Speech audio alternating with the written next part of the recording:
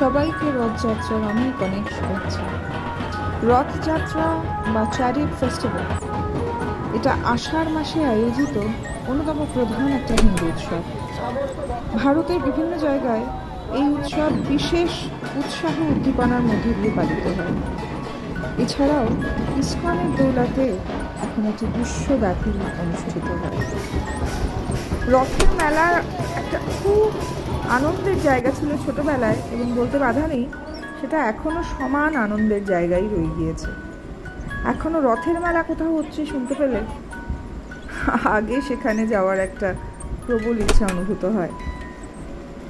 জগন্নাথ দেবের কাছে আমার প্রার্থনা, এই পৃথিবীর সমস্ত দুঃখ দুর্দশা কাটিয়ে পৃথিবীটাকে সবার জন্য বাসযোগ্য করে যেন তোলেন।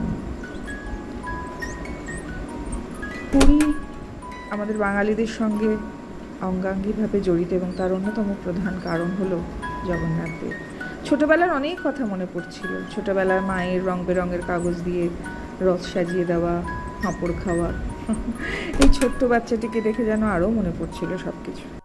ঈশ্বরের কাছে প্রার্থনা করি এই রথের দড়ি টানার পরে জিলিপি আর পাঁপড় খাওয়ার এই দিন আমাদের সবার জীবনে বারবার ফিরে আসুক। শুভরাত্রি।